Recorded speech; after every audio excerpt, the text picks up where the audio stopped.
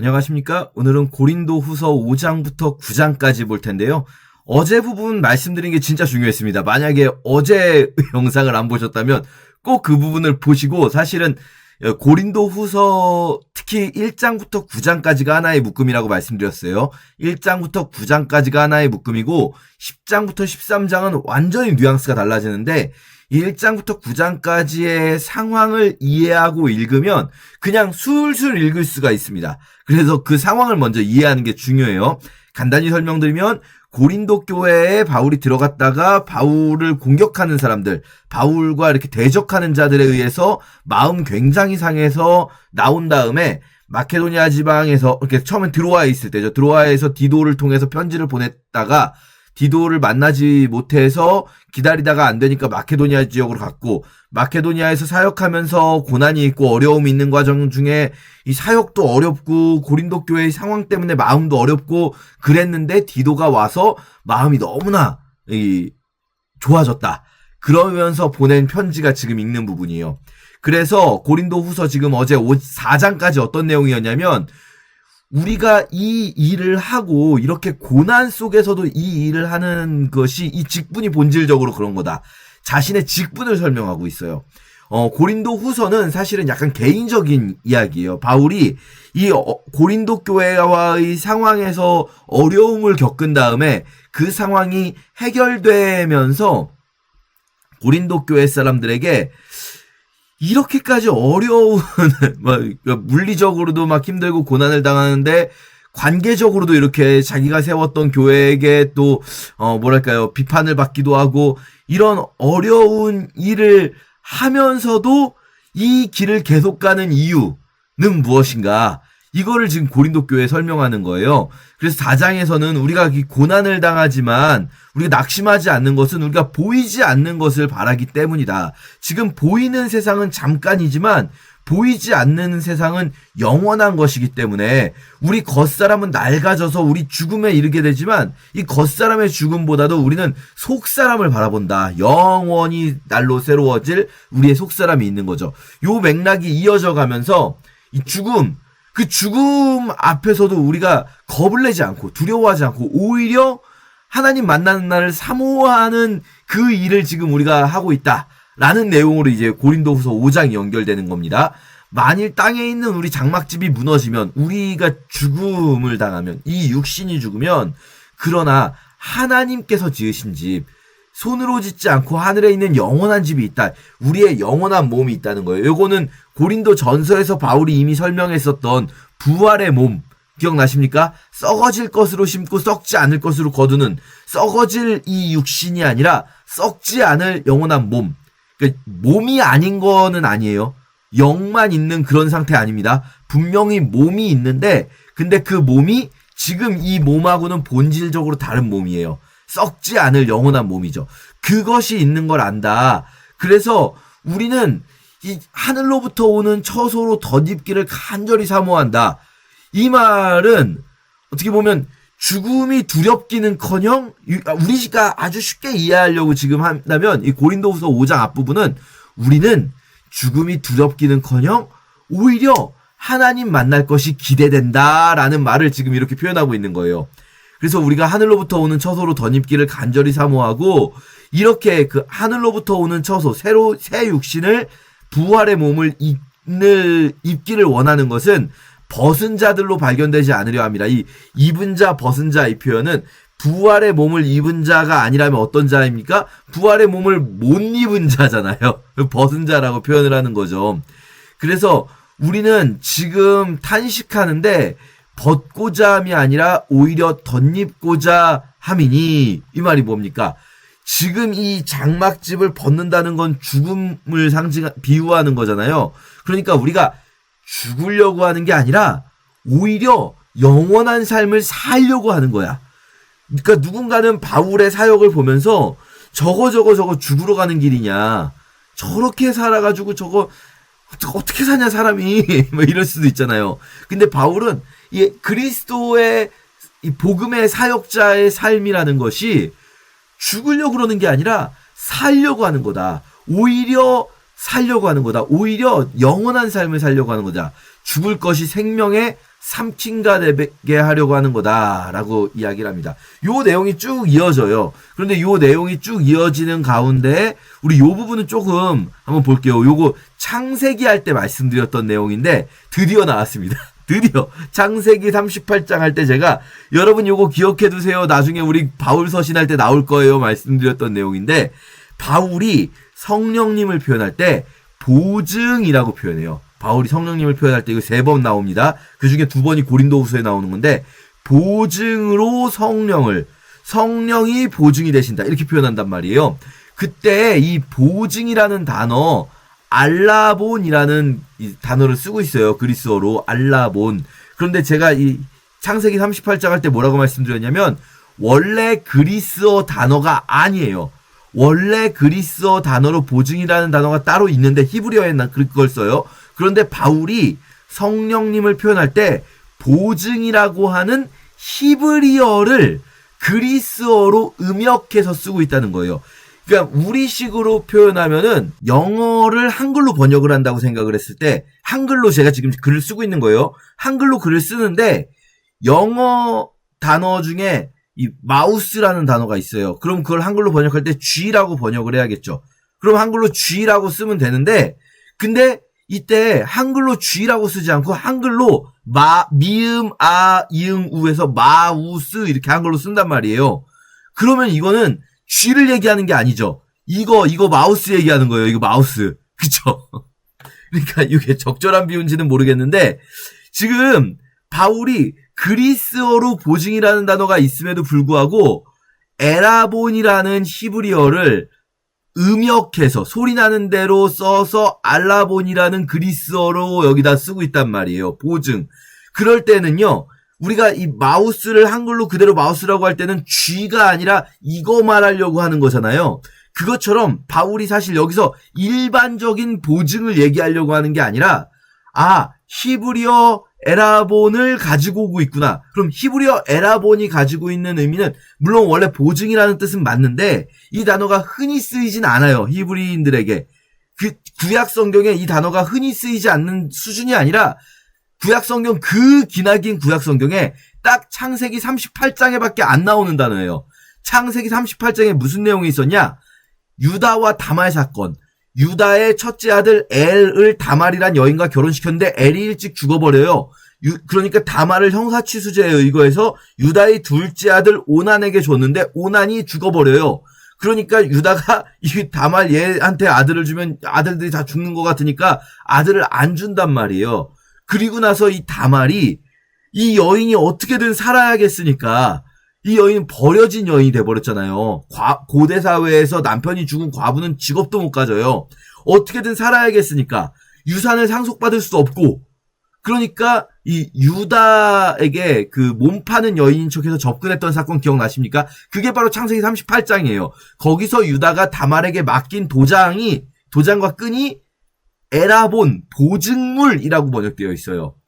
그 다말이 잘못한 거죠. 다말이 잘못하지 않은 게 아니에요. 분명히 잘못한 거죠. 그런데 다말이 임신한 게 유다에게 알려졌을 때 당신 며느리가 임신했다 하니까 유다가 죽이라고 한단 말이에요. 끌어다가 죽여라. 그런데 다말이 그때 딱 이걸 내놓아요. 이 보증물의 주인이 아이 아빠입니다. 이렇게. 그랬더니 유다가 그걸 보고 네가 나보다 의롭다라고 말하거든요. 네가 나보다 의롭다. 자, 보세요. 여기서 이 에라본의 의미는 뭐냐면요. 결국은 다말이 진짜로 의로운 자가 아닐지라도 이걸 들고 있으면 다말이 의롭다라고 인정받는 거예요. 그쵸? 다말의 삶이 다말이 의도적으로 막 죄를 짓고 나쁜 짓을 하는 여인은 아닐지언정 다말이 어떻게든 살아보려고 몸부림하는 그 과정 속에서 사실은 다말이 의롭지 못한 행위들을 했단 말이에요. 그럼에도 불구하고 다말을 의롭다 하는 건 보증이 있기 때문이에요. 에라본이 있기 때문에. 자, 여기서 우리 안에 계시는 성령님이 우리에게 그 알라본이 되신다는 거예요. 우리가 성령 받은 자인데요. 우리가 이 땅에 살아가는 동안 분명히 우리 안에 우리가 정말 죄를 온전히 깨끗하게만 살아갈 수 있는가? 그렇지 않아요. 물론 우리가 최대한 그리스도를 믿는 자로서 거룩하여지고 성화되어가는 과정 가운데서 최소한 우리가 의도적으로 악행을 하진 않고 적어도 막 의도적으로 아주 그냥 남들을 괴롭혀 보려고 막 작정을 하진 않겠죠. 만약에 그렇다면 그건 거듭나지 못한 거죠, 그거는. 근데 그럼에도 불구하고 그럼 우리는 거룩하게 온전히 살아낼 수 있는가? 그렇지 않아요. 그런데 보증으로 우리의 보증 되시는 성령님이 우리 안에 계시다. 그래서 그러므로 우리가 항상 담대하여서 우리가 몸으로 있을 때는 온전히 이 주님 뜻대로 살지 못하는 것을 알아요. 그럼에도 불구하고 우리가 행할 때 우리는 믿음으로 행해요. 우리 눈에 보이는 것대로 사는 것이 아니라 우리 눈에 보이는 대로 행하는 게 아니라 우리가 지금 온전히 주님이 막 직접적으로 지금 우리 삶을 다 도와주시지 않잖아요. 우리가 몸으로 있을 때에는. 그럼에도 불구하고 우리는 믿음으로 행할 수가 있어요. 왜요? 우리 안에 계신 알라본 대신 성령님이 계시니까 우리가 서로 조금 잘못 가는 길을 가더라도 우리를 붙들어 주신 걸 믿으니까 우리가 믿음으로 담대하여 나갈 수가 있다는 거예요. 그러면서 원하는 바는 차라리 몸을 떠나서 우리는 죽음이 두려운 자들이 아니다. 여기서 여러분 오해하지 마세요. 죽고 싶다라는 말 하는 게 아니라 우리는 죽음이 두려운 자들이 아니다라는 거예요. 우리가 이 직분을 맡은 자들로서 우리는 죽음을 두려워하지 않는다라는 그 4장의 이야기가 지금 쭉 5장까지 이어지고 있는 거죠. 그러면서 너희도 이걸 알았으면 좋겠다. 너희에게도 이게 알려졌으면 좋겠다. 우리가 지금 너희에게 우리를 추천하려고 하는 게 아니라 우리가 이 사역을 어떤 마음으로 하고 있는지를 이야기하고 싶은 거다. 그래서 외모로 자랑하는 자들에게 대답하게 하려는 거다. 여기 여러분 바울 서신에 우리 외모라는 단어, 바울 서신뿐 아니라 성경에서 외모라고 개역 성경이 번역해 놓은 부분들이 많은데요. 여기서 말하는 외모, 성경에서 외모라고 번역된 거는요, 이 잘생기고 못생긴 외모 말하는 게 아니라 겉으로 드러나는 것들을 이야기하는 거예요. 그러니까 겉으로 드러나는 어떤 눈에 보이는 믿음 좋아 보이는 조건들, 또는 뭐 집안이 좋다든지 혈통적으로 유대인이라든지 이런 것들 있지 않습니까? 겉으로 드러나 보이는 조건들을 자랑하는 자들에게 우리가 자랑할 건 뭡니까? 우린 죽음도 두려워하지 않는 믿음이 있다는 것. 오직 그리스도와의 관계. 이것이 우리가 자랑할 거예요. 우리가 만일 미쳤어도 하나님을 위한 것이고 정신이 온전하여도 너희를 위한 거다. 사람들은 말할 거예요. 저 바울 미친 사람들이에요. 저 사람들은 미쳤어요. 맞아, 우리는 미쳤어. 하나님을 위해서 미쳤어. 근데 우리가 사실 복음을 전하고 온전히 가르침을 가르치려면 미치면 안 되잖아요. 정신이, 하지만 우린 미치지 않았어요. 온전해요. 왜요? 너희를 위해서 온전하다라는 거죠. 자, 그리스도의 사랑이 우리를 강권하신다. 그 그리스도의 사랑 가운데에서 누구든지 그리스도 안에 있는 자는 새로운 피조물이다. 이게 그냥 이 사람이 조금 나아졌다, 뭐 이런 게 아니라 조금 착해졌다, 이런 게 아니라 완전히 존재가 바뀌었다라는 거예요. 존재 그 자체가. 이 존재론적 변화가 있었다. 그러니까 우리가 교회 다니면서 얻게 되는 거는요, 야, 교회 다니니까 조금 착해졌다, 교회 다니니까 조금 나아졌다, 이런 게 아니에요. 우리가 예수 그리스도를 믿으면서 우리는 완전히 새로운 피조물이 됩니다. 완전히 새로운 피조물, 더 이상 정죄함을 받지 않고 그 정죄함 받지 않는다는 담대함으로 이 땅을 살아갈 때 더 이상 죽음을 두려워하지 않고 살아갈 수 있는 자들이 되는 거죠. 완전히 새로워지는 이 변화, 이것이 있어서 바울은 화목하게 하는 직분을 이야기하는 거예요. 그 존재론적 변화는 뭐냐면요, 그리스도인의 변화의 핵심은 뭐냐면 단순히 내가 구원받는다, 내가 정죄함 받지 않는다라는 게 아니라 내 개인이 구원받는 것이 아니라 하나님과의 화목이에요. 하나님과의 관계의 회복이에요. 우리가 새로운 피조물이 되었다고 할 때 어떤 새로운 피조물이냐? 얘가 착해졌다거나 얘가 무슨 정죄를 안 받아서 지옥을 안 가게 됐다거나 이런 게 핵심이 아니라 하나님과 단절되어 있던 존재에서 하나님과 연결되어 있는 존재로 변했다는 것. 이게 완전한 변화죠. 이게 가장 큰 변화. 그래서 이것을 우리 복음의 핵심은 우리를 화목하게 하셨다는 거예요. 하나님과. 우리 로마서에서도 했었죠. 우리가 의롭다 하심을 받았다. 이거는 출발이에요. 의롭다 하심을 받았은 즉 5장에 나오죠. 그 다음에 화목을 누려야 돼요. 하나님과의 화목을. 그래서 하나님과 화목하게 하시고, 그리고 이거는 이제 로마서의 5장에서 말한 대로 우리 개개인에게 일어난 일이라면 바울에게는 어떤 일이 일어났는가? 화목하게 하는 직분을 주셨다. 이렇게 다른 사람들을 하나님과 화목하게 하는 그 귀한 복음의 직분을 받았다. 그래서 자기가 이 복음의 화목의 직분을 받고 이 말씀을 우리에게 부탁하셨다. 이게 너무나 영광스러운 거예요. 우리는 그리스도를 대신하여 사신이 되어서 하나님이 우리를 통해서 너희를 권면하시는 것 같이 그리스도를 대신하여 간청하노니 너희는 하나님과 화목하라. 간청한다. 여러분, 이게 어떤 분들은요, 설교는 선포다. 설교에는 선포라는 측면이 있어요. 그러니까 그냥 무조건 그냥 듣든 말든 그러면 안 되죠. 설교는 선포인 동시에 바울은 지금 자신이 하는 설교를 뭐라고 표현하고 있냐면 간청이라고 표현하고 있어요. 제발 하나님과 화목하십시오, 여러분. 제발 하나님과 화목하십시오. 이렇게 말하는 거죠. 근데 이 직분이 너무나 감사한 거예요, 바울에게는. 지금 그 이야기 하는 거예요. 계속 우리가 하나님과 함께 일하는 자가 되었다라는 것이 얼마나 감사한지. 그리고 그 감사한 직분을 가지고 너희에게 말한다. 6장에서는 바울이 이 직분, 이 귀한 직분을 가지고 내가 여러분에게 하는 말은 바로 5장 마지막에 나왔던 대로 그 하나님과 화목하게 되시고 하나님의 은혜를 헛되이 받지 마시고 은혜와 구원을 받으십시오. 지금 은혜 받을 만한 때고 지금이 구원의 날입니다. 지금이라는 거예요. 여기서 지금 바울이 이 시점, 이 편지를 쓰는 시점을 이야기하는 게 아니고요. 여기 이르시되라고 돼 있잖아요. 이르시되, 그러니까 구약 인용이에요. 구약 인용으로 은혜 베풀 때 듣고 구원의 날에 너를 놓았다 하셨는데, 그런데 그럼 은혜 베풀 때와 구원의 날이 언제냐? 지금이다. 이거는 바울이 말하는 거는요, 언제나 지금이다라는 거예요. 우리에게도요, 지금이에요, 지금. 다른 때가 아니에요. 나중에 해야지. 이제 바울이 여러분 하나님과 화목해 되십시오 그러면은 지금은 말고 조금 이따가 할게요 이럴 수도 있잖아요. 아니 지금 하십시오라고 말하는 거예요.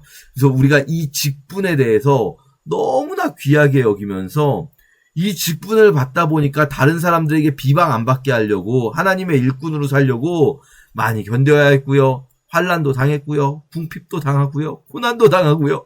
매맞음과 갇힘과 난동과 수고로움과 자지 못함과 먹지 못함 가운데에서도 그러나 그렇게 다른 사람들이 보면은 정말 그지 같은 삶을 사는 데에서도 깨끗함과 지식과 오래 참음과 자비함과 성령의 감화와 거짓이 없는 사랑과 진리의 말씀과 하나님의 능력으로 의의 무기를 좌우해가지고 영광과 욕됨 악한 이름과 아름다운 이름을 우리는 같이 가지게 되었어요.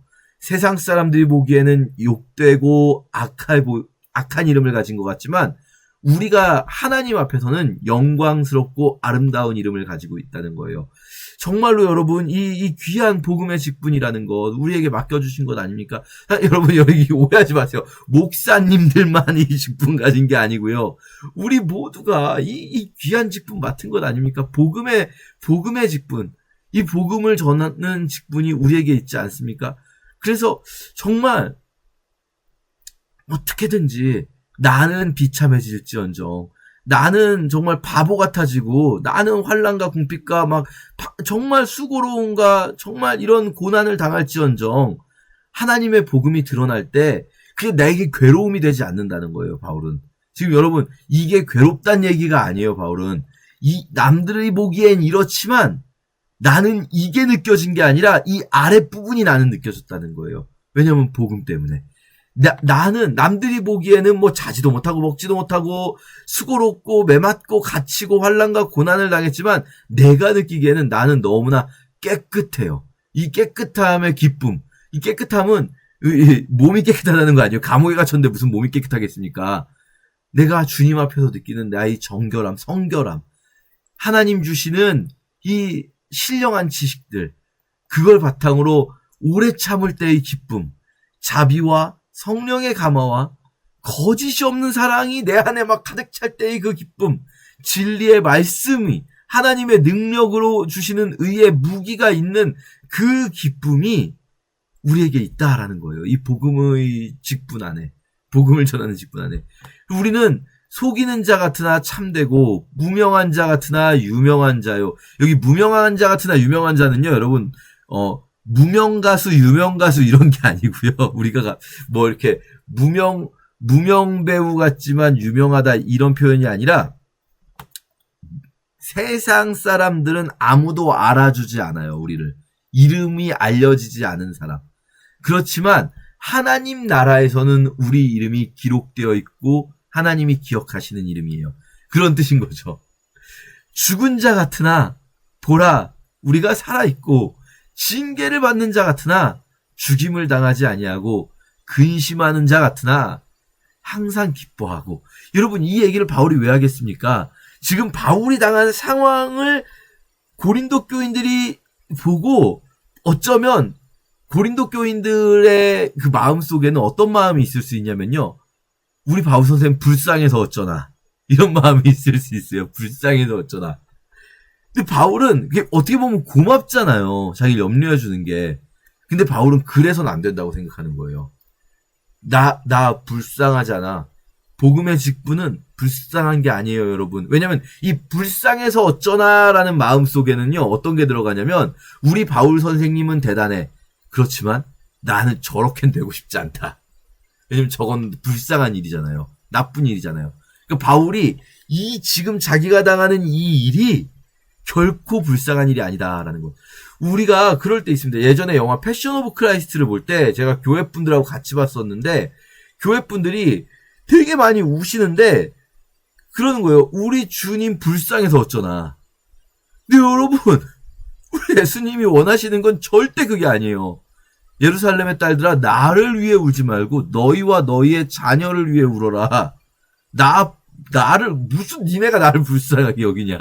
너희와 너희의 자녀를 위해서 울어야지. 바울은요, 지금 이 복음의 직분으로 당하는 그 고난이 니네가 보기엔 근심하는 것 같겠지. 아니야, 나는 항상 기뻐. 가난한 자 같겠지? 아니야, 나는 많은 사람을 부유하게 해. 내가 가난해 보이지만 나는 세상 누구보다 많은 사람을 부유하게 하는 사람이고 아무것도 없는 자 같으나 모든 것을 가진 자다 라고 말하면서 고린도인들이여 너희를 향하여 우리 입이 열리고 우리의 마음이 넓어졌다. 너희가 우리 안에서 좁아진 게 아니라 오직 너희 심정에서 좁아진 것이다. 이 말은 이제 그때 얘기인 거죠. 바울 이렇게 막 부딪히고 싸우고 그래서 바울 선생님 삐진 거 아니야 막 이렇게 생각하는 그런 상황들 속에서 너희가 우리 마음 속에서 너희를 생각하는 마음이 좁아진 게 아니라, 그러니까 우리 안에서 좁아졌다는 표현은 내가 니네한테 삐진 게 아니라, 쉽게 말하면 너희가 우리 안에서 좁아진 게 아니라 너희 생각에 니네가 좁아졌다라고 생각을 하겠지. 그러니까 내 안에서 너희를 향한 마음은 좁아지지 않았어. 그러니까 너희도 이제 너희 마음을 넓혀. 근데 어떻게 하면 마음을 넓힙니까? 보답하는 것으로래요. 보답하는 것. 무엇을 보답하죠? 어떻게 보답하라는 거죠? 여기서 이 아래에는 거룩한 삶을 살아라 라는 거예요. 거룩한 삶을 살아라. 근데 여기 믿지 않는 자와 멍에를 함께 매지 말라라는 얘기가 나오는데 이 부분을 보통 이제 조금 약간 요 맥락에는 그렇게 딱 맞지 않는 건데 그리스도인끼리만 결혼해라 뭐 이렇게 해석하시는 경우가 있는데 그 말 자체가 나쁜 건 잘못된 건 아니에요. 왜냐면은 그거는 이제 고린도전서 7장에서 주 안에서 결혼하라라는 말씀에서 주 안에서 결혼하라는 게 믿는 사람들끼리 결혼해라 요걸 권면하는 거죠. 근데 7장은 여러분 기억나십니까? 남자 너희가 쓴 것에 대하여는 이라고 말하면서 이 고린도전서 7장 같은 경우는 바울이 나도 하나님의 은혜를 받은 자로서 내 의견을 말하는 부분인 거잖아요. 그러니까 절대적 명령이 아니란 말이죠. 지금 여기서 나오는 믿지 않는 자와 멍에를 함께 매지 말라는 사실은 결혼관계 이야기는 아니고요. 여기서는 어찌 의와 불법이 함께 있고 빛과 어둠이 있겠냐, 그리스도와 벨리알이 어찌 조화되겠냐라고 하면서 하나님의 성전과 우상이 어찌 일치되겠느냐, 고린도 전서에 나왔던 내용으로 교회 교인들이 우상 숭배자들과 함께 뭔가 이렇게 그들의 행위에 참여하는 것들. 이게 이제 믿지 않는 자들과 멍해를 같이 매는 것이라고 할 수 있겠죠. 그래서 교회 공동체가 거룩성을 잃는 것, 거룩이라는 게 결국은 분리되는 거예요. 구별되는 거죠.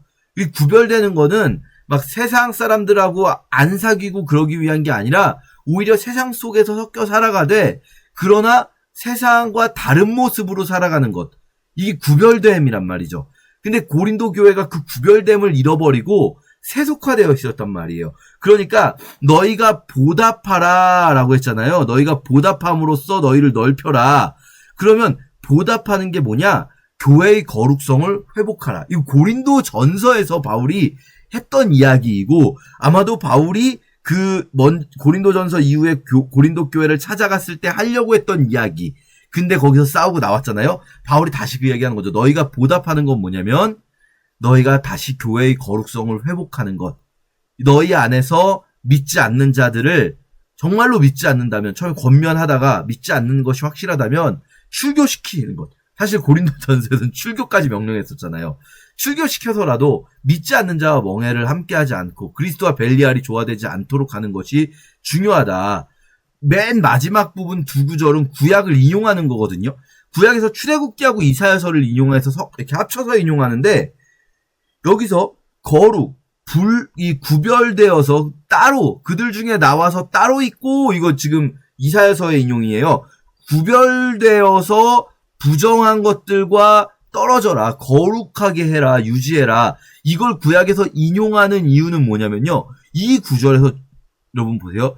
내가 갑자기 좀 생뚱맞게 너희에게 아버지가 되고 너희는 내게 자녀가 되리라 라는 말씀을 연결해서 인용을 하고 있단 말이에요. 무슨 말입니까? 이 거룩을 회복한다는 것, 구별된다는 것, 세상과 이 다른 모습으로 살아가는 거는 억지로 명령이니까 하는 게 아니라 율법적으로 접근하는 게 아니라 하나님의 자녀되는 관계의 회복, 하나님과의 관계의 회복 속에서 일어나는 일이라는 거예요. 그 구별되어 거룩하게 되는 일이. 7장 1절은 6장 뒷부분에 이어지는 내용인 거죠. 거룩함을 온전히 이루어야 한다라는 부분이고요. 자, 이제 7장에서 우리를 영접하라 라는 이야기를 합니다. 마음으로 우리를 영접하라. 이제 고린도 교회와 너희와 우리 사이에 있었던 문제 이제 다 털었어. 우리 이제는 다시 하나가 되자라는 거죠. 그러면서 하는 이야기가 우리가 봤었는데요. 우리가 마게도냐에 이르렀을 때 우리 진짜 힘들었는데 디도가 와서 우리가 해결됐다. 이 부분은 우리가 지난 시간에 했기 때문에 쭉 그냥 넘어가도록 할게요. 요 읽어보시면은 이런 상황이 있었구나라는 거 우리가 충분히 이해할 수가 있습니다. 그래서 바울이 썼던 편지, 눈물의 편지라고 말씀드렸었죠. 바울 자신은 심한 눈물과 근심으로 썼다고 말하지만 사실 내용은 고린도 교회를 책망하는 내용이었던 엄격하게 경고하는 그 내용. 그거는 불의를 행한 자를 위한 것도 아니고 불의를 당한 자를 위한 것. 불의를 당한 자가 누굽니까? 자기잖아요. 바울. 불의를 행한 사람들을 책망하려는 것도 아니고 책망하려고 했지만 그들을 책망하는 게 목표가 아니고 또 나를 위해서 내가 억울하다는 걸 드러내려고 한 것도 아니고 오직 그 편지를 쓴 이유는 너희를 위한 거다. 너희의 간절함이 하나님 앞에 나타나게 너희가 다시 한번 우리를 위한 간절함을 회복하고 하나님 앞으로 나아갈 수 있게 하기 위한 거다. 그런데 그 일이 이루어졌다는 소식을 디도가 들려주니까 우리가 위로를 받았고 우리가 받은 위로 위에 디도의 기쁨을 우리가 더욱 기뻐하고 안심함을 얻는다. 그래서 디도 앞에서 자랑한 것도 참되게 되다. 이거 되게 재밌는 표현인데요. 디도한테 원래 내가 그에게 너희를 위하여 자랑한 것이 있더라도 부끄럽지 않아졌대요. 이게 무슨 말이냐면 바울이 디도한테 고린도 교회를 자랑했었다는 거거든요. 그럼 이런 상상을 해볼 수 있는 거예요. 고린도 교회랑 싸우고 나온 다음에 디도한테 자랑하진 않았겠죠. 그러면 어쩌면 에베소에서 고린도 전서를 쓰고 에베소에서 고린도 교회로 갈 때 그 시점에서 아마 바울이 디도한테 야 디도야 이 고린도 교회 성도들 진짜 순수해. 고린도 교회 성도들 이 고린도라는 도시가 진짜 악한 도시인데도 불구하고 지금 문제 많은 것 같지만 야 아니야 내가 그 사람들 아는데 그 사람들 진짜 순수해. 그 사람들 정말 내가 처음부터 전도해가지고 세운 한 명 한 명 내가 아는데 너무 좋은 사람들이야. 막 이렇게 자랑을 했었나 봐요. 근데 세상에 갔는데 바울이 싸우고 튕겨져 나왔어요. 그래서 어떻게 보면은 디도에게 자랑했던 일이 부끄러워질 수 있었잖아요. 근데 이제 부끄럽지 않아요. 우리가 너희에게 이른 말이 다 참된 것 같이 디도 앞에서 자랑한 것도 참되게 되었도다. 원래 참되지 않을 뻔했어요. 바울이 디도 앞에서 고린도 교회의 성도들을 자랑한 것이 참되지 않아질 뻔했는데 참되게 되었고, 그래서 디도가 이런 이야기를 들려주면서 너무나 바울이 기뻐하는 내용이 7장에 나오고요. 8장, 9장은 이제 조금 다른 내용이 나와요. 7장까지 사실상 고린도 교회와의 그런 관계 속에서 자기 마음이 상했다가 좋아지면서, 근데 이 직분에 대해서 좀 이 영광스러움에 대해서 설명할 필요가 있겠다라고 느껴서 말을 했다면, 8장, 9장은 사실은 조금 이제 바울 되게 극티잖아요. 극티. 그러니까 되게 이성적인 사람이거든요. 그래서 바울이 이제 좀 일을 해야 되잖아요. 일적인 얘기를 꺼냅니다. 원래 고린도 전서에서 바울이 무슨 얘기했냐면, 기억나십니까? 고린도 전서 끝나기 직전에 맨 마지막에 가서 성도를 위하는 연보에 관하여는 내가 너희에게 이르기 전에 매주의 첫째 날에 너희가 모일 때마다 연보를 조금씩 모아둬서 내가 갔을 때 그때 걷지 말아라, 좀 이런 얘기 했었잖아요. 예루살렘 교회를 위한 연보. 근데 바울이 갔다가 싸우고 튕겨져 나왔으니까 연보를 받았겠습니까? 못 받았겠죠. 연보를 받아야 되는데, 예루살렘 교회를 위한 연보를 받아야 되는데 못 받았단 말이에요. 그러니까 바울이 다시 그 얘기를 슬쩍 꺼내는 게 이제 8장입니다. 형제들아, 마게도냐 교회들에게 주신 은혜를 알려줘야겠다. 너무나 큰 은혜를 주셨다. 여기서 마케도니아가 어디냐면 이제 그 고린도보다 북쪽에 있는, 고린도는 그리스 남부 지역의 아카이아 지방이라면 그리스 북부 지역이 마케도니아 지역인데, 여기에 빌립보, 데살로니가, 베레아가 있죠. 자, 특히 아마 여기서 바울은 이 시점에 빌립보에 있었던 것 같아요. 빌립보 교회가, 빌립보서 볼 때 우리 얘기하겠지만, 빌립보 교회가 굉장히 적극적으로 이 바울의 선교 사역에 재정적으로 동참하는 교회거든요. 빌립보 교회가 사실 빌립보 교회밖에 없다라고 말할 정도로, 데살로니가 교회는 좀 힘든 상황에 있으니까, 계속 핍박을 당하는 상황에 있으니까요. 빌립보 교회가 재정적으로 굉장히 바울을 동역하는 교회인데, 자, 이 마게도냐 지역이란 말이에요.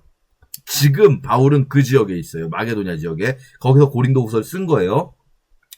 마게도냐 지역의 교회들이 환란의 많은 시련 가운데 있어요. 사실은 힘든 일이 많아요. 그럼에도 불구하고 그들의 넘치는 기쁨과 극심한 가난이 그들의 풍성한 연보를 넘치도록 하게 하였다. 사실 요런 내용을 보면 요거는 지금 빌립보 교회보다는 데살로니가 교회에 대한 내용일 수도 있겠다는 생각은 들어요. 정확히 우리가 알 수는 없습니다만, 왜냐하면 빌립보 교회는 사실 그렇게 환란을 당하는 교회로 나오진 않아요. 사도행전에 보면 빌립보에서는 교회가 그렇게 어려울 일은 없었고, 그리고 빌립보 교인들은 사실은 조금 물질적으로 풍요로운 상황이었어요. 루디아 같은 사람도 그렇고 빌립보서를 봐도 그렇고요. 그런데 지금 여기 바울이 표현하기로는 환란의 시련 가운데에서 극심한 가난이 오히려 연보를 넘치도록 하게 했다라고 말하잖아요. 그런 걸 보면은 요거는 어쩌면 데살로니가 교회에 대한 내용일 수도 있겠다라는 생각이 드는데, 이 표현 극심한 가난이 오히려 연보를 넘치도록 하게 했다. 요거 여러분 실제로 통계적으로도 보면 기독교인들 말고 그냥 일반적인 통계로 봐도요. 아주 부유한 사람들보다, 그러니까 비율로 따졌을 때, 자기가 가진 것 대비 이렇게 남을 돕는 비율로 따졌을 때 제일 가난한 사람들 바로 윗부분에 있는 사람들이 오히려 비율적으로 더 많이 돕는다. 뭐 이런 이야기도 있거든요. 왜냐? 이 가난 속에서 그들은 오히려 가난한 자들을 향한 그런 어려운 마음을 더 알게 되는 거죠. 이제 고린도 교회 같은 경우는 사실은 부유한 교회예요. 그러니까 말하자면은 빌립보 교회나 고린도 교회는 사실은 교회 자체가 당하는 환란은 별로 없어요. 빌립보 교회는 그러면서 되게 잘 성장하고 잘 되고 있는 교회고요. 고린도 교회는 부유하고 돈이 많고 실제로 굉장히 유력한 권력자들도 있는 것 같은데, 그런데 좀 타락하는 교회. 이런 상황이거든요. 데살로니가 교회는 환란이 많고 핍박이 많고 순수하지만 재정적으로는 넉넉치 않은 교회. 요런 세팅을 상상을 하시면 돼요. 뭐 완벽하진 않더라도. 자, 그런데 이 마게도냐의 교회를 이야기하는 이유가 뭘까요? 그들이 힘대로 할 뿐 아니라 힘에 지나도록 자원해서 이렇게 성도 섬기는 일에 참여했다. 이 성도는 섬기는 일에 참여하여 우리에게 간절히 구했대요. 이 무슨 말입니까? 이들이 오히려 바울이 얘기한 게 아니라 바울은 오히려 미안하겠죠. 가난하고 환란을 당하고 있는 교회에게 예루살렘 교회 좀 도웁시다 이런 말하기가 되게 미안하잖아요. 근데 이들이 오히려 바울에게 선생님 우리가 어떻게 하면 저 예루살렘 교회를 섬기는 일에 참여할 수 있을지 알려주세요. 우리도 좀 하게 해주세요. 막 이렇게 간절히 구했다는 거예요. 그들이. 이런 거 보면 데살로니가 교회가 또 맞는 것 같기도 해요. 이게 사실 여기서 말하는 마게도냐 지역이 빌립보냐 데살로니가냐 뭐 이거는 우리가 정확히 알 수가 없습니다만 어쨌든 확실한 건 이런 일이 있었다는 거예요. 그들이 막 너무 힘든 상황이기 때문에 그걸 아는 바울이 먼저 말 꺼내기도 민망한데 막 그들이 먼저 나서서 우리가 바라던 것뿐 아니라 그들이 먼저 자신을 죽게 드리고 하나님의 뜻을 따라 우리에게 주었도다. 그러므로 우리가 디도를 권하여, 자, 디도를 권하여 이제 본론 들어갑니다. 너희 가운데에서도 시작했잖아? 그럼 시작했으니까 성취해야겠지? 무슨 말입니까? 너희도 돈 모으고 있잖아. 연보 모으고 있잖아. 그럼 그거 해야지. 예루살렘 교회를 위한 연보 하자. 라고 이제 이야기를 하려고 이 8, 9장은 그렇게 가는 거죠. 그래서 너희는 모든 일에 풍성같이 너희가 믿음과 말과 지식과 간절함과 우리를 사랑하는 모든 일에 풍성해? 야, 니네가 우리를 사랑하고 있잖아. 그치? 그러면은 이 은혜도 풍성하게 해라. 무슨 말입니까? 예루살렘 교회 돕는 일도 많이 좀 해. 고린도 교회 돈 많지. 돈 많은 교회거든요, 실제로. 그러니까 풍성하게 해야지. 나를 사랑한다면서 그러면 너희가 이 은혜에도 풍성하게 해야지. 근데 이건 내가 명령으로 하는 건 절대 아니야.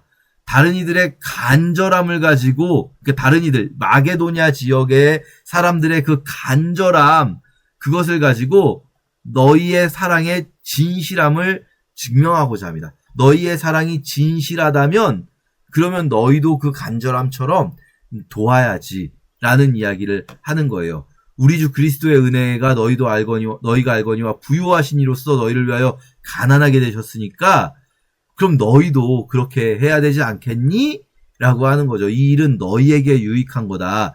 너희가 1년 전에 행하기를 시작했대요. 그러니까 1년 전부터 돈을 모았으니까 그리고 원하기도 했잖아. 그럼 이제 그거 성취하자. 이제 가자.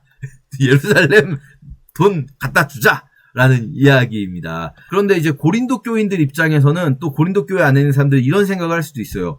아니 왜 이렇게 우리한테 세게 말해? 이 은혜를 풍성하게 넘치게 하라고 왜 이렇게 명령조로 말해? 라는 생각을 할 수도 있어요. 왜냐면은 위에서 마게도냐 교회들한테는 말을 먼저 안 했다면서 그들이 스스로 말할 때까지 먼저 말하지 않았다면서 왜 우리한테는 이렇게 세게 말해? 우리가 돈이 많다고 해서 다른 사람들 평안하게 하고 우리는 곤고하게 하려고 하는 거야? 라는 말이 있을 수 있잖아요. 왜 우리 걸 뺏어다가 그 사람들 도우려고 그래? 이렇게 생각할 수 있잖아요. 그게 아니라 다른 사람들 평안하게 하고 너희를 곤고하게 하고 하는 게 아니라 그냥 모두가 다 이렇게 행복하게 하려고 하는 거야. 균등하게 하려고 하니 너희의 넉넉한 것으로 그들의 부족한 것을 보충하는 것은 나중에는 니네가 힘들어지면 그들의 넉넉한 것으로 너희의 부족한 것도 보충할 수 있지 않겠어? 우리가 그리스도 안에서 이렇게 서로 돕는 것이 맞지 않겠어? 라고 말을 하는 거죠.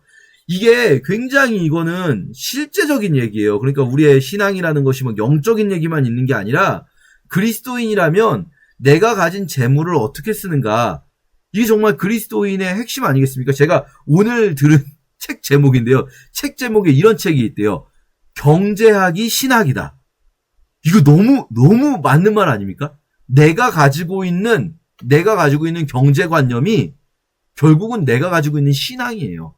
내가 내 돈 어디다가 지갑을 여느냐가 결국은 그게 내 신앙이 어떤 모습인지 보여주는 겁니다, 여러분. 다른 게 아니에요. 무슨 뭐 신앙이라는 게 막 교회 얼마나 몇 시간 오래 있었냐 아니고요. 결국은 내가 어떤 경제관을 가지고 있는가. 하나님과 재물을 겸하여 섬길 수 없잖아요, 우리가. 그러니까 너희가 이렇게 할 때 이게 기록된 것과 같이 구약에 어떤 말씀을 인용하냐면요. 여기서 바울이 정말 기가 막힌 인용을 합니다. 이거는 정말 설교자로서 저도 바울에 비교할 수도 없는 너무나 후배 까마득한 조그만 후배지만 어떻게 이렇게 해석을 했을까 구약을 싶은 정말 이건 성령의 감동이다 생각이 드는 게 바울이 여기서 구약 뭘 인용하는 줄 아시겠어요, 여러분? 이거 어디 나오는 말씀입니까? 만나잖아요. 만나 사건. 만나 때 많이 거둔 자도 남지 않고 적게 거둔 자도 모자라지 않았다라는 말씀이 있어요. 근데 우리는 그걸 보통 어떻게 생각하냐면요. 그냥 어떤 하나님의 기적적으로 많이 거둔 자도 뭐 먹고 남은 거는 막 갑자기 만나가 뿅 하고 사라진다든지 적게 거둔 자도 먹다 보면은 막 없는 것 같은데 막 더 생긴다든지 이래서 하나님의 기적으로 일이 이루어지는구나 라고 우리는 보통 이 만나 본문을 해석을 한단 말이에요. 사실은 읽으면서. 근데 바울은 지금 이걸 어떻게 해석하고 있는 거냐면요. 왜 이렇게 많이 거둔 자도 남지 않고 적게 거둔 자도 모자라지 아니하였습니까? 있는 자가 없는 자와 나누어서. 그게 만나를 받은 사람들의 모습이다라는 거죠. 하늘의 양식을 먹는 사람들의 모습. 그런 거 하는 거예요. 하늘의 양식을 먹는 사람들은 경제관이 달라요. 하늘의 양식을 먹는 사람들은. 그래서 이런 간절함을 가지고 디도가 너희에게 갔다. 그리고 그와 함께 그 형제를 보내었으니 여기서 그 형제는 누군지는 익명으로 처리되어 있어요. 이걸 왜 익명으로 처리했는지는 우리가 진짜 모릅니다. 이거는 질문하셔도 답이 없습니다. 이걸 왜 익명으로, 이거 되게 부자연스럽게 익명 처리했거든요. 그 형제를 보내었으니라고. 이 사람은 복음으로서 모든 교회에서 칭찬받는 자인데 그가 동일한 주의 영광과 우리의 원을 나타내기 위해 여러 교회의 택함을 받아서 우리가 맡은 은혜의 일로 우리와 동행하는 사람인데 그 거액의 연보를 아무도 비방하지 못하게 하려고 이 형제가 같이 갔다는 거예요. 디도랑 같이. 이 연보를 받을 일에.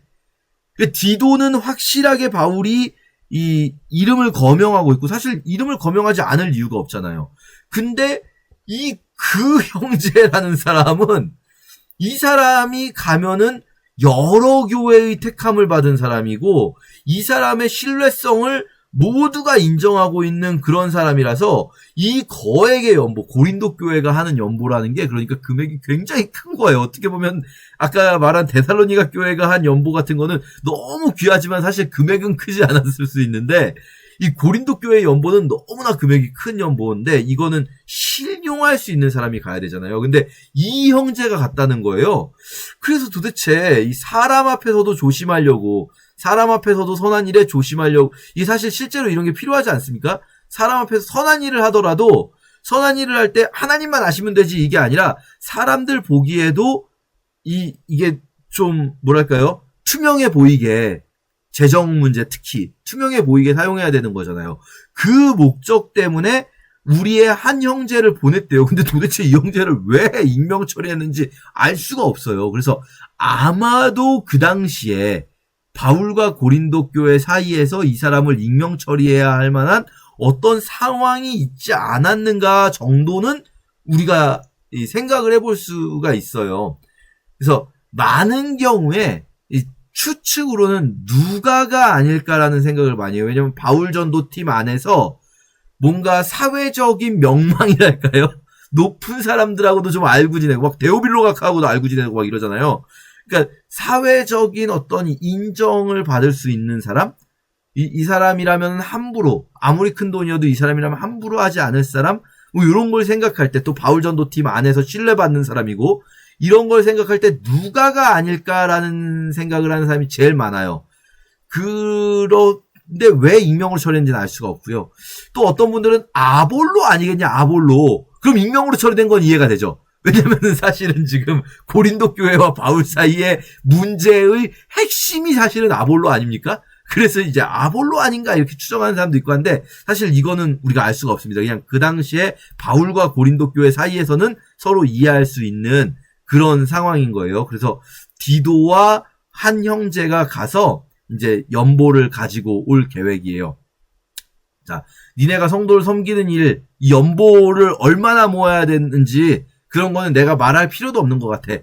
내가 말할 필요도 없지. 왜냐면 너희가 이미 그걸 원하고 있는 걸 내가 알고 있고 내가 너희가 마게도냐인들한테 니네를 자랑했어. 마게도냐인들에게 이렇게 말했다는 거예요. 여러분 아가야에서는요 1년 전부터 준비했어요. 이 아가야가 이제 고린도거든요. 고린도가 있는 지역. 아가야에서는 1년 전부터 준비하였다는 것을 자랑하였는데 너희 열심히 많은 사람들을 분발하게 했다. 그러니까 이 아가야가 1년 전부터 했다는 이야기를 듣고 막 오히려 막 빌립보 같은 교회들은 빌립보는 또 고린도 못지않게 또 부유한 교회니까 많이 또 하겠겠죠. 그런 일이 있는 거죠. 그런데 이 형제들을 보내는 것은 너희를 위한 우리의 자랑이 헛되지 않게 되기 위해서. 그러니까 1년 전부터 모으기는 모았는데 바울이 갔을 때 가지고 왔어야 되는데 바울이 갔을 때 충돌하고 싸우고 튕겨 나오는 바람에 연보를 못 챙겨온 거죠. 그러니까 이제 디도와 한 형제를 같이 보내서 그 연보를 가지고 오려고 하는 거예요. 그래서 우리가 이렇게 9장까지 그 부분이니까요. 같이 함께 읽겠습니다. 제5장 만일 땅에 있는 우리의 장막집이 무너지면 하나님께서 지으신 집, 곧 손으로 지은 것이 아니요 하늘에 있는 영원한 집이 우리에게 있는 줄 아느니라. 참으로 우리가 여기서 탄식하며 하늘로부터 오는 우리 처소를 덧입기를 간절히 사모하노라. 이렇게 입음은 우리가 벗은 자들로 발견되지 않으리 함이라. 참으로 이 장막에 있는 우리가 짐진 것 같이 탄식하는 것은 벗고자 함이 아니요 오히려 덧입고자 함이니 죽을 것이 생명의 삼킨 바 되게 하려 함이라. 곧 이것을 우리에게 이루게 하시고 보증으로 성령을 우리에게 주신 이는 하나님이시니라. 그러므로 우리가 항상 담대하여 몸으로 있을 때에는 주와 따로 있는 줄을 아노니 이는 우리가 믿음으로 행하고 보는 것으로 행하지 아니함이로라. 우리가 담대하여 원하는 바는 차라리 몸을 떠나 주와 함께 있는 그것이라. 그런즉 우리는 몸으로 있든지 떠나든지 주를 기쁘시게 하는 자가 되기를 힘쓰노라. 이는 우리가 다 반드시 그리스도의 심판대 앞에 나타나게 되어 각각 선악간에 그 몸으로 행한 것을 따라 받으려 함이라. 우리는 주의 두려우심을 알므로 사람들을 권면하거니와 우리가 하나님 앞에 알려졌으니 또 너희의 양심에도 알려지기를 바라노라. 우리가 다시 너희에게 자천하는 것이 아니요 오직 우리로 말미암아 자랑할 기회를 너희에게 주어 마음으로 하지 않고 외모로 자랑하는 자들에게 대답하게 하려 하는 것이라. 우리가 만일 미쳤어도 하나님을 위한 것이요 정신이 온전하여도 너희를 위한 것이니 그리스도의 사랑이 우리를 강권하시는도다. 우리가 생각하건대 한 사람이 모든 사람을 대신하여 죽었은즉 모든 사람이 죽은 것이라. 그가 모든 사람을 대신하여 죽으심은 살아있는 자들로 하여금 다시는 그들 자신을 위하여 살지 않고 오직 그들을 대신하여 죽었다가 다시 살아나신 이를 위하여 살게 하려 함이라. 그러므로 우리가 이제부터는 어떤 사람도 육신을 따라 알지 아니하노라. 비록 우리가 그리스도도 육신을 따라 알았으나 이제부터는 그같이 알지 아니하노라. 그런즉 누구든지 그리스도 안에 있으면 새로운 피조물이라.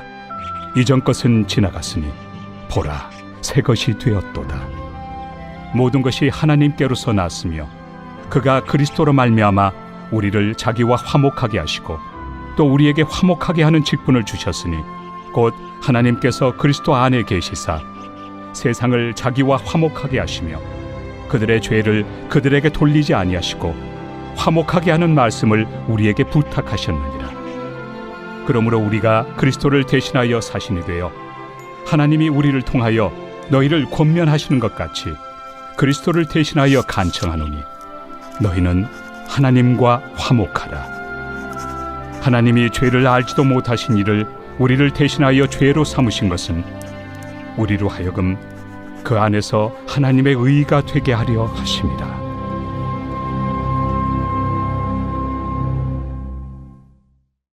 제6장 우리가 하나님과 함께 일하는 자로서 너희를 권하노니 하나님의 은혜를 헛되이 받지 말라. 이르시되 내가 은혜 베풀 때 너에게 듣고 구원의 날에 너를 도왔다 하셨으니 보라, 지금은 은혜 받을 만한 때요, 보라, 지금은 구원의 날이로다.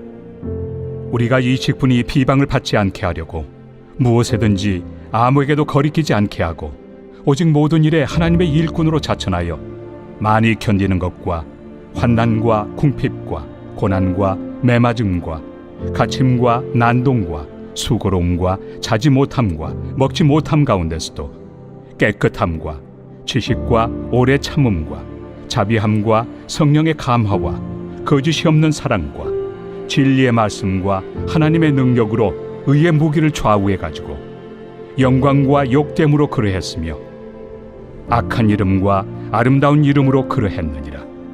우리는 속이는 자 같으나 참되고 무명한 자 같으나 유명한 자요, 죽은 자 같으나 보라, 우리가 살아있고 징계를 받는 자 같으나 죽임을 당하지 아니하고 근심하는 자 같으나 항상 기뻐하고 가난한 자 같으나 많은 사람을 부요하게 하고 아무것도 없는 자 같으나 모든 것을 가진 자로다. 고린도인들이여, 너희를 향하여 우리의 입이 열리고 우리의 마음이 넓어졌으니 너희가 우리 안에서 좁아진 것이 아니라 오직 너희 심정에서 좁아진 것이니라. 내가 자녀에게 말하듯 하노니 보답하는 것으로 너희도 마음을 넓히라. 너희는 믿지 않는 자와 멍에를 함께 매지 말라. 의와 불법이 어찌 함께하며 빛과 어둠이 어찌 사귀며 그리스도와 벨리알이 어찌 조화되며 믿는 자와 믿지 않는 자가 어찌 상관하며 하나님의 성전과 우상이 어찌 일치가 되리요. 우리는 살아계신 하나님의 성전이라. 이와 같이 하나님께서 이르시되 내가 그들 가운데 거하며 두루 행하여 나는 그들의 하나님이 되고 그들은 나의 백성이 되리라. 그러므로 너희는 그들 중에서 나와서 따로 있고 부정한 것을 만지지 말라. 내가 너희를 영접하여 너희에게 아버지가 되고 너희는 내게 자녀가 되리라. 전능하신 주의 말씀이니라 하셨느니라.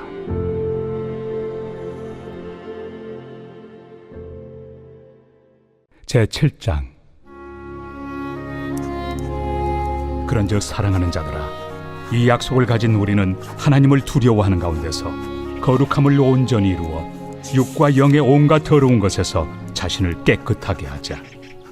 마음으로 우리를 영접하라. 우리는 아무에게도 불의를 행하지 않고 아무에게도 해롭게 하지 않고 아무에게서도 속여 빼앗은 일이 없노라. 내가 이 말을 하는 것은 너희를 정죄하려고 하는 것이 아니라 내가 이전에 말하였거니와 너희가 우리 마음에 있어 함께 죽고 함께 살게 하고자 함이라. 나는 너희를 향하여 담대한 것도 많고 너희를 위하여 자랑하는 것도 많으니 내가 우리의 모든 환난 가운데서도 위로가 가득하고 기쁨이 넘치는도다. 우리가 마게도냐에 이르렀을 때에도 우리 육체가 편하지 못하였고 사방으로 환난을 당하여 밖으로는 다툼이요 안으로는 두려움이었노라. 그러나 낙심한 자들을 위로하시는 하나님이 디도가 오므로 우리를 위로하셨으니 그가 온 것뿐 아니요 오직 그가 너희에게서 받은 그 위로로 위로하고 너희의 사모함과 애통함과 나를 위하여 열심히 있는 것을 우리에게 보고함으로 나를 더욱 기쁘게 하였느니라.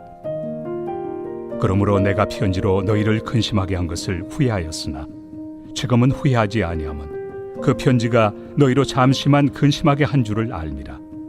내가 지금 기뻐함은 너희로 근심하게 한 까닭이 아니요 도리어 너희가 근심함으로 회개함에 이른 까닭이라. 너희가 하나님의 뜻대로 근심하게 된 것은 우리에게서 아무 해도 받지 않게 하려 함이라. 하나님의 뜻대로 하는 근심은 후회할 것이 없는 구원에 이르게 하는 회개를 이루는 것이요 세상 근심은 사망을 이루는 것이니라. 보라, 하나님의 뜻대로 하게 된 이 근심이 너희로 얼마나 간절하게 하며 얼마나 변증하게 하며 얼마나 분하게 하며 얼마나 두렵게 하며 얼마나 사모하게 하며 얼마나 열심 있게 하며 얼마나 벌하게 하였는가. 너희가 그 일에 대하여 일체 너희 자신의 깨끗함을 나타내었느니라. 그런즉 내가 너희에게 쓴 것은 그 불의를 행한 자를 위한 것도 아니요 그 불의를 당한 자를 위한 것도 아니요 오직 우리를 위한 너희의 간절함이 하나님 앞에서 너희에게 나타나게 하려 함이로라. 이로 말미암아 우리가 위로를 받았고 우리가 받은 위로 위에 디도의 기쁨으로 우리가 더욱 많이 기뻐함은 그의 마음이 너희 무리로 말미암아 안심함을 얻었습니다. 내가 그에게 너희를 위하여 자랑한 것이 있더라도 부끄럽지 아니하니 우리가 너희에게 이른 말이 다 참된 것 같이 디도 앞에서 우리가 자랑한 것도 참되게 되었도다. 그가 너희 모든 사람들이 두려움과 떨므로 자기를 영접하여 순종한 것을 생각하고 너희를 향하여 그의 심정이 더욱 깊었으니 내가 범사에 너희를 신뢰하게 된 것을 기뻐하노라.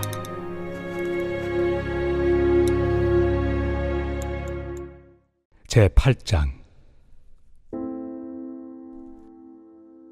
형제들아, 하나님께서 마게도냐 교회들에게 주신 은혜를 우리가 너희에게 알리노니 환난의 많은 시련 가운데서 그들의 넘치는 기쁨과 극심한 가난이 그들의 풍성한 연보를 넘치도록 하게 하였느니라. 내가 증언하노니 그들이 힘대로 할 뿐 아니라 힘에 지나도록 자원하여 이 은혜와 성도 섬기는 일에 참여함에 대하여 우리에게 간절히 구하니 우리가 바라던 것뿐 아니라 그들이 먼저 자신을 죽게 드리고 또 하나님의 뜻을 따라 우리에게 주었도다. 그러므로 우리가 디도를 권하여 그가 이미 너희 가운데서 시작하였은즉 이 은혜를 그대로 성취하게 하라 하였노라. 오직 너희는 믿음과 말과 지식과 모든 간절함과 우리를 사랑하는 이 모든 일에 풍성한 것 같이 이 은혜에도 풍성하게 할지니라. 내가 명령으로 하는 말이 아니요 오직 다른 이들의 간절함을 가지고 너희의 사랑의 진실함을 증명하고자 함이로라. 우리 주 예수 그리스도의 은혜를 너희가 알거니와 부요하신 이로서 너희를 위하여 가난하게 되심은 그의 가난함으로 말미암아 너희를 부요하게 하려 하심이라. 이 일에 관하여 나의 뜻을 알려노니 이 일은 너희에게 유익함이라. 너희가 1년 전에 행하기를 먼저 시작할 뿐 아니라 원하기도 하였은즉 이제는 하던 일을 성취할지니 마음에 원하던 것과 같이 완성하되 있는 대로 하라. 할 마음만 있으면 있는 대로 받으실 터이요 없는 것은 받지 아니하시리라. 이는 다른 사람들은 평안하게 하고 너희는 공고하게 하려는 것이 아니요 균등하게 하리 함이니 이제 너희의 넉넉한 것으로 그들의 부족한 것을 보충함은 후에 그들의 넉넉한 것으로 너희의 부족한 것을 보충하여 균등하게 하려 함이라. 기록된 것 같이 많이 거둔 자도 남지 아니하였고 적게 거둔 자도 모자라지 아니하였느니라. 너희를 위하여 같은 간절함을 디도의 마음에도 주시는 하나님께 감사하노니 그가 권함을 받고 더욱 간절함으로 자원하여 너희에게 나아갔고 또 그와 함께 그 형제를 보내었으니 이 사람은 복음으로서 모든 교회에서 칭찬을 받는 자요 이뿐 아니라 그는 동일한 주의 영광과 우리의 원을 나타내기 위하여 여러 교회의 택함을 받아 우리가 맡은 은혜의 일로 우리와 동행하는 자라. 이것을 조심함은 우리가 맡은 이 거액의 연보에 대하여 아무도 우리를 비방하지 못하게 하려 함이니 이는 우리가 주 앞에서뿐 아니라 사람 앞에서도 선한 일에 조심하려 함이라. 또 그들과 함께 우리의 한 형제를 보내었노니 우리는 그가 여러 가지 일에 간절한 것을 여러 번 확인하였거니와 이제 그가 너희를 크게 믿음으로 더욱 간절합니다. 디도로 말하면 나의 동료요 너희를 위한 나의 동역자요 우리 형제들로 말하면 여러 교회의 사자들이요 그리스도의 영광이니라. 그러므로 너희는 여러 교회 앞에서 너희의 사랑과 너희에 대한 우리 자랑의 증거를 그들에게 보이라.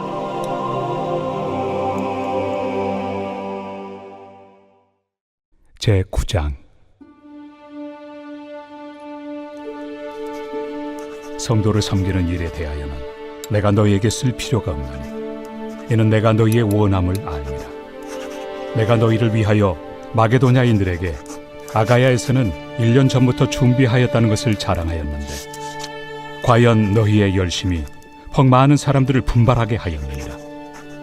그런데 이 형제들을 보낸 것은 이 일에 너희를 위한 우리의 자랑이 헛되지 않고 내가 말한 것 같이 준비하게 하려 함이라.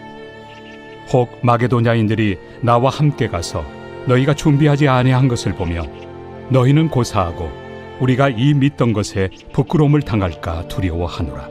그러므로 내가 이 형제들로 먼저 너희에게 가서 너희가 전에 약속한 연보를 미리 준비하게 하도록 권면하는 것이 필요한 줄 생각하였노니 이렇게 준비하여야 참 연보답고 억지가 아니니라. 이것이 곧 적게 심는 자는 적게 거두고 많이 심는 자는 많이 거둔다 하는 말이로다. 각각 그 마음에 정한 대로 할 것이요 인색함으로나 억지로 하지 말지니 하나님은 즐겨내는 자를 사랑하시느니라. 하나님이 능히 모든 은혜를 너희에게 넘치게 하시나니 이는 너희로 모든 일에 항상 모든 것이 넉넉하여 모든 착한 일을 넘치게 하게 하려 하심이라. 기록된 바 그가 흩어 가난한 자들에게 주었으니 그의 의의가 영원토록 있느니라 함과 같으니라. 심는 자에게 씨와 먹을 양식을 주시는 이가 너희 심을 것을 주사 풍성하게 하시고 너희 의의 열매를 더하게 하시리니 너희가 모든 일에 넉넉하여 너그럽게 연보를 함은 그들이 우리로 말미암아 하나님께 감사하게 하는 것이라. 이 봉사의 직무가 성도들의 부족한 것을 보충할 뿐 아니라 사람들이 하나님께 드리는 많은 감사로 말미암아 넘쳤느니라. 이 직무로 증거를 삼아 너희가 그리스도의 복음을 진실히 믿고 복종하는 것과 그들과 모든 사람을 섬기는 너희의 후한 연보로 말미암아 하나님께 영광을 돌리고 또 그들이 너희를 위하여 간구하며 하나님이 너희에게 주신 지극한 은혜로 말미암아 너희를 사모하느니라. 말할 수 없는 그의 은사로 말미암아 하나님께 감사하노라.